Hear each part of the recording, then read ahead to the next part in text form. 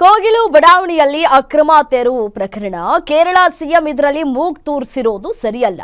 ಅವರ ರಾಜ್ಯದಲ್ಲಿ ನಾವು ಹಸ್ತಕ್ಷೇಪ ಮಾಡಿದ್ರೆ ಸುಮ್ಮನಿರ್ತಾರಾ ಅಂತ ಹೇಳಿ ಬೆಂಗಳೂರಿನಲ್ಲಿ ಗೃಹ ಸಚಿವ ಡಾಕ್ಟರ್ ಜಿ ಪರಮೇಶ್ವರ್ ಹೇಳಿಕೆಯನ್ನ ಕೊಟ್ಟಿದ್ದಾರೆ. ಕೋಗಿಲು ಸಂತ್ರಸ್ತರಿಗೆ ಮನೆ ಕೊಡುವ ತೀರ್ಮಾನ ಆಗಿದೆ.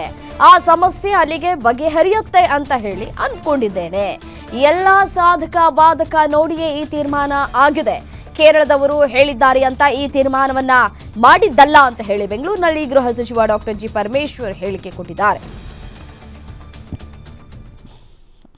ಅದನ್ನ ಈಗಾಗಲೇ ನಿನ್ನೆ ಮುಖ್ಯಮಂತ್ರಿಗಳು ಉಪಮುಖ್ಯಮಂತ್ರಿಗಳು ಸಭೆ ಮಾಡಿ ಏನು ಅಲ್ಲಿ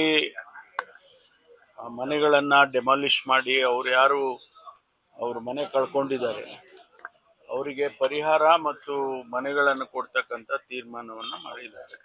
ಬಹುಶಃ ಅಲ್ಲಿಗೆ ಅದು ಆ ಸಮಸ್ಯೆ ಬಗೆಹರಿಯುತ್ತೆ ಅಂತೇಳಿ ಅನ್ಕೊಂಡಿದ್ದಾರೆ. ಅಲ್ಲ, ಈಗ ಅದನ್ನ ಅವ್ರು ಪರಿಶೀಲನೆ ಮಾಡಿ ಅವೆಲ್ಲ ಸಾಧಕ ಬಾಧಕಗಳನ್ನ ನೋಡೇ ತೀರ್ಮಾನ ಮಾಡಿದ್ದಾರೆ.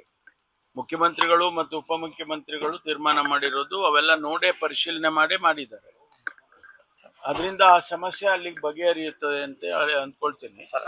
ಬೇರೆ ಬೇರೆಯವರು ಹೇಳಿಕೆಗಳನ್ನು ಕೊಡೋದು, ರಾಜಕೀಯದ ಉದ್ದೇಶಗಳಿಂದ ಮಾತನಾಡೋದು, ವಿರೋಧ ಪಕ್ಷದವ್ರು ಮಾತನಾಡೋದು, ಇದೆಲ್ಲ ಒಂದು ಭಾಗ. ನಾವು ಅವ್ರಿಗೆ ಏನ್ ಸಮಸ್ಯೆ ಬಗೆಹರಿಸಬೇಕಾಗಿತ್ತು ಅದನ್ನ ಬಗೆಹರಿಸಿದ್ದಾರೆ ಮುಖ್ಯಮಂತ್ರಿಗಳು ಮತ್ತು ಉಪಮುಖ್ಯಮಂತ್ರಿ. ಅವರು ಹೇಳಿದ್ದಾರೆ ಅಂತ ಹೇಳಿ ಮಾಡಿರ್ತಕ್ಕಂಥದ್ದಲ್ಲ. ಅವರು ಹೇಳಿರ್ಬೋದು, ಅವ್ರಿಗೆ ಯಾರೋ ಅವ್ರಿಗೆ ಬೇಕಾದವರು ಅಥವಾ ಅವರ ರಾಜ್ಯದವರು ಯಾರಾದ್ರೂ ಇದ್ದಾರೇನೋ ಅಲ್ಲಿ ಗೊತ್ತಿಲ್ಲ.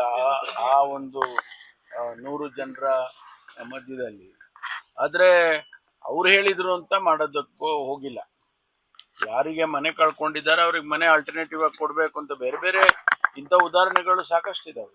ಸರ್ಕಾರ ಅನೇಕ ಸಂದರ್ಭದಲ್ಲಿ ಮನೆಗಳನ್ನ ಕೊಟ್ಟಿದೆ, ಪರಿಹಾರ ಕೊಟ್ಟಿದೆ. ಆ ಹಿನ್ನೆಲೆಯಲ್ಲಿ ಅಷ್ಟೇ ಇದ್ರೆ ಅಂದ್ರೆ ಕೇರಳದ ಮುಖ್ಯಮಂತ್ರಿಗಳು ಮಾಡಿದ್ರು ಅಂತ ಹೇಳಿ ಮಾಡಿರೋದಲ್ಲ.